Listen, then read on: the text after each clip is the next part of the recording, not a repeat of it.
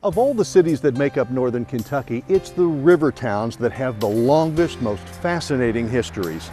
Newport and Covington probably come to mind for most of us first, but there is another river town with a great and fascinating history. It has homes, magnificent homes dating back almost 200 years. It had a turn of the 20th century amusement park, and still to this day it has a great small town atmosphere that some might compare to Mayberry.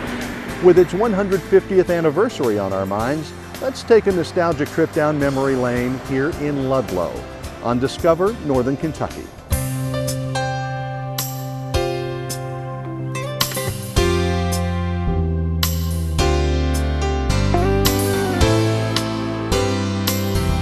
Meet our human encyclopedia of all things Ludlow.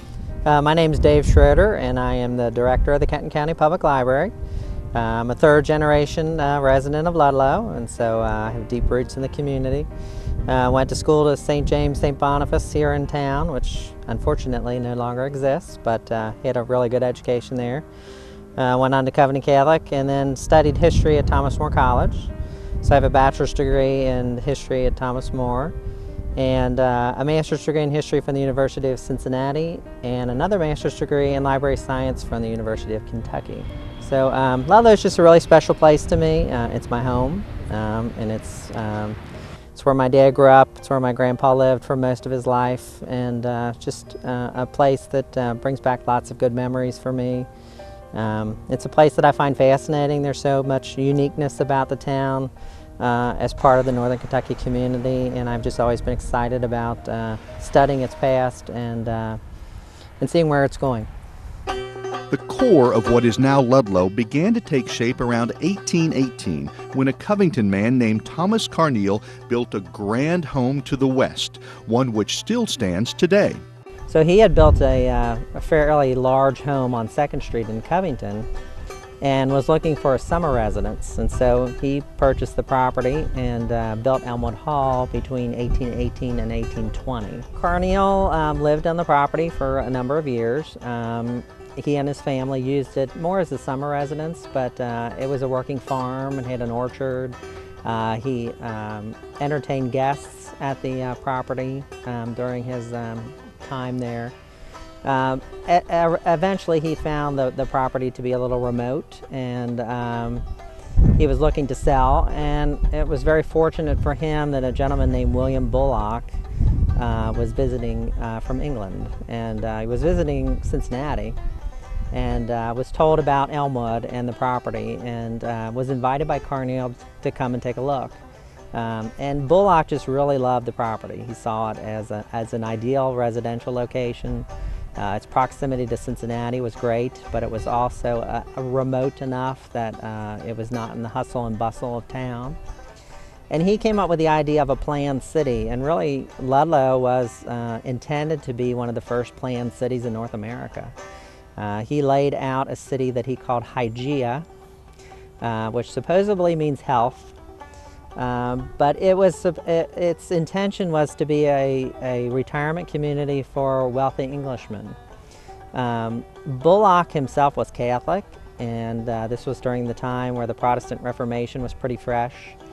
And so he was leaving England, we think, in some ways for religious reasons, but he was also looking to do this development, this planned city.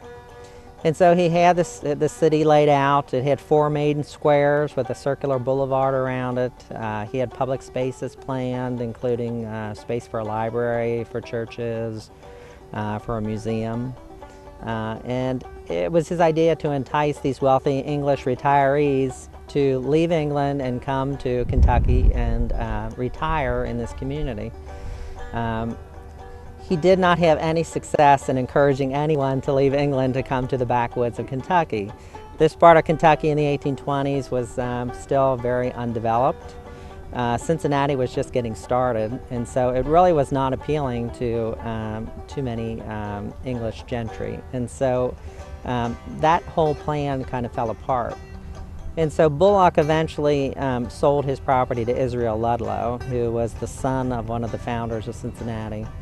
And it was Ludlow who laid out the first city in 1846. And so a member of one of the founding families of Cincinnati played a role in developing Ludlow by dividing and selling the property surrounding Elmwood Hall. The original city was very small. It was about 4 blocks by 4 blocks. Getting to the city was a bit difficult. There were really 2 ways to do it. One was River Road, which ran along the Ohio River and connected the city to Covington. The road was really not well maintained, and so during flood seasons it washed out a lot. It was not a dependable form of transportation. The other transportation, and the quickest transportation, was by boat. And so ferries were running, one in particular between Ludlow and Cincinnati. And so living in Ludlow and working in Cincinnati was something that cost money. You know, you had to pay that fee to take the ferry across the river. Residents decided to incorporate Ludlow in 1864, primarily to improve transportation services. They wanted better ferry boat service and roads. And while those didn't happen immediately, other benefits, like a police department, fire department, and an independent school district, did happen. So did improved transportation. It arrived in Ludlow, but in a different way. Early on, there was very little industry in town. It was really a bedroom community. And that kind of changed overnight with the arrival of the Southern Railroad.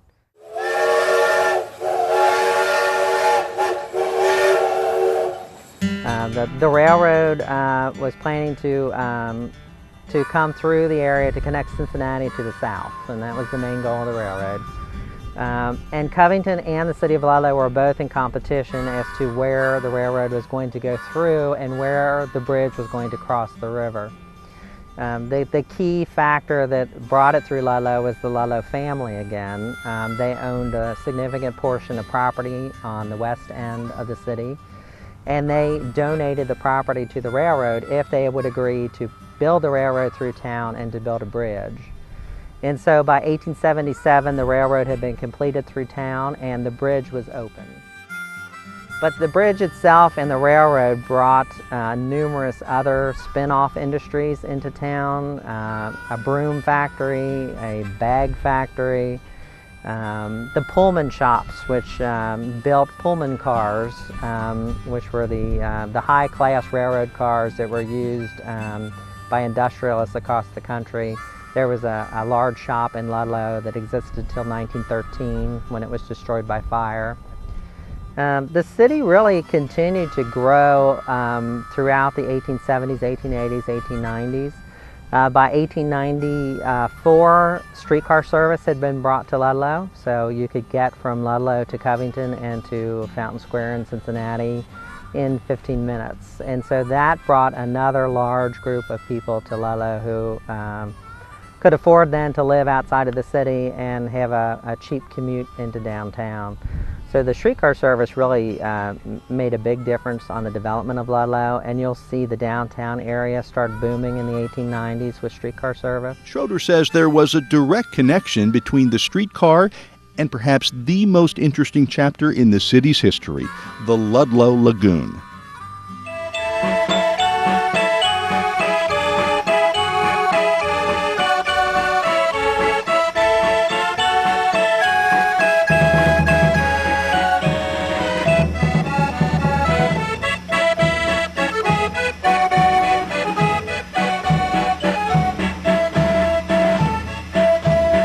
The Ludlow Lagoon really was a major attraction in our area, starting in 1895. But really the idea for it started about a decade earlier. There was a flood in 1883 and 1884, and the Ohio River backed up into what is the Pleasant Run Creek that runs between Ludlow and Bromley. And it formed some lakes there temporarily. And J.J. Weaver and some of the other gentlemen who were involved in the streetcar company saw that as an opportunity. So in 1895, the park officially opened as an amusement park. It was one of the larger summer attractions in the greater Cincinnati area, and for many years drew more people than Coney Island. At a time in the summer, there was a streetcar leaving Fountain Square about every 5 minutes heading for the lagoon. There were at times up to 20 to 30,000 people at the lagoon at any given time on weekends. And so it really was a major attraction. The lagoon featured a Ferris wheel modeled after one a founder had seen in Chicago, and a roller coaster that took riders out over water. Ludlow had one of the earliest roller coasters in the area as well, in the Midwest. They commissioned one of the early roller coaster designers named LaMarcus Thompson. Thompson had built one of the first successful roller coasters in Coney Island in New York. And so he was brought to Ludlow to design Ludlow's roller coaster, the Lagoon roller coaster, which was unique in that it was built over the lake. And so the cars actually went over the lake, they spun around several times in an outbuilding over the lake and then returned to the shore. And in that building in the lake were dioramas, so you were actually shot into a dark area that was illuminated by gas light. But after 20-something rollicking years, the Ludlow Lagoon suffered some bad times. Its reputation as a fun, safe place was marred by a tragedy on a motorcycle track in 1913. A driver lost control of his bike. A wheel flew into the crowd, hitting gasoline lamps and sparking a fire. 10 people were killed. The lagoon was also hit hard by flood and tornado damage in 1913 and 15. But what really brought an end to the park in general was the advent of World War I. At that time, they decided that they had to ration wheat and other grains for the war effort, which meant that beer production ceased in many areas or was greatly curtailed, and so the owners of the lagoon were not able to buy beer. And so that was a main attraction, of course, for coming in the summer to an amusement park. And so in 1919, the year after the war ended, there was a movement towards national prohibition, which occurs in 1920. So 1919 was the last year the park operated, and it was mostly due to the loss of revenues from beer sales. Today, some of the lagoon's buildings still stand as a reminder of those festive, fun times of the late 1800s and early 1900s. Shortly after the lagoon closed, Ludlow's earliest home, Elmwood Hall, was transformed into, of all things, a candy factory. In the 1920s, after it had served as a Victorian double house for a while, the Thomas Candy Factory purchased it, and they operated their candy factory here from the 1920s through the 1970s, and in fact named various rooms after the candies manufactured there. One of the double parlors was the caramel room, and one of the bedrooms was the bonbon room. Patrick Snaden now owns and lives in Elmwood Hall. An architecture professor and historic preservation specialist, he is keenly aware of the privilege and responsibility attached to the place he calls home. Being the first surviving house in the town, it was part of a group of country villas, dispersed country villas that sat here for wealthy Cincinnatians who essentially summered on this side of the river. Then with the coming of the railway, in the 1870s, Ludlow changed into an industrial Victorian railway boomtown, essentially, with factories developing here.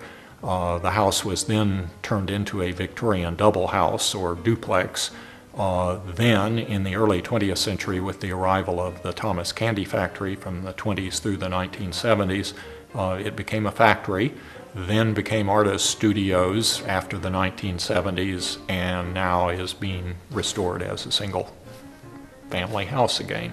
Well, part of it is I'm trying to practice what I preach by preserving a major piece of architecture, and it is a very beautiful house. Frankly, the rooms are very handsome, particularly the entrance hall, which is perhaps the finest federal period woodwork and plasterwork in Kentucky of its period, early 19th century. So just walking through the rooms raises your spirits, although preserving it does lower your bank account too, I might add. So it's both a pleasure and a responsibility at once. Other still standing houses from Ludlow's early days include Glenwood Hall and the Lotta House, a duodecagon structure from the family of Alex Lotta, who invented the early steam-tested fire engine. Another leading Ludlow ambassador and historian is Yolanda Mitchell, who, with her husband, started the all-volunteer Ludlow Heritage Museum. Many of the people who have lived here have gone on and done such amazing things. The Ludlow family had a rich heritage in general. They were movers and shakers. They knew a lot of very famous people. And yet they came to this place and saw it as a respite from city life. And even as it began to be developed, it was small parcels of land, or not huge ones, but they were all wealthy people building these really nice places. The greatest natural disaster in Ludlow history was the flood of 1937, when the Ohio River surged to 79 feet, 27 feet above flood stage, forcing 500 families to flee to higher ground. Throughout Ludlow's history, the city's churches have always played an important role in the community, and not only as places of worship. First church in Ludlow was the Ludlow Christian Church, which is a Disciples of Christ denomination. And it was built originally at the corner of Elm and Locust. The Baptist Church is very early, from the 1840s, and it's still in existence. It's in its third building on Linden Street. All three buildings that it's been housed in still exist. One's a house, one is still being used by the congregation for classrooms, and the current church was built in the 1950s. The Presbyterian Church was started in the 1870s, and it was completely destroyed by a fire 1 week after they allowed the insurance to lapse, which is an interesting story. What year? That was in the 1870s. And the congregation at that point decided to rebuild. It took them a while, but they did eventually rebuild on Oak.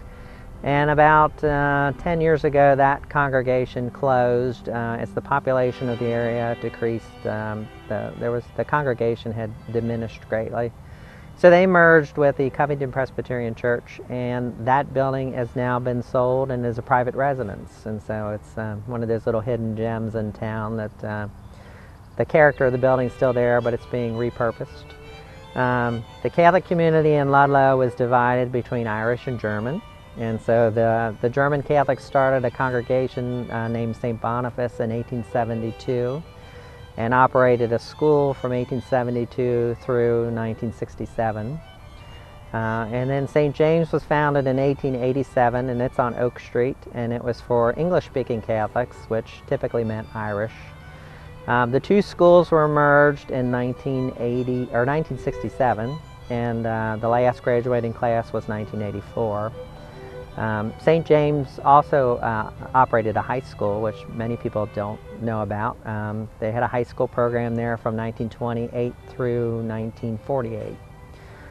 The two congregations were merged at the St. James site in 1980, and so that congregation is still very active in the community.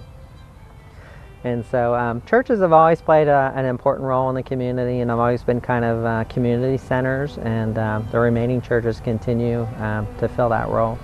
I went to the movies, and they had air conditioning. I felt so happy for those actors to be in an air-conditioned theater. I don't think the actors feel it. They're just pictures on the screen. Ludlow made it to the silver screen in the early 90s when Hollywood paid a visit and turned back time. Many scenes from the movie Lost in Yonkers, starring Richard Dreyfuss and Mercedes Ruehl, were shot right in the middle of town. I'm not in the garbage business, thank you. The producers were looking for an area that looked like Yonkers but wasn't in Yonkers, looking for a place to film that was a little bit cheaper.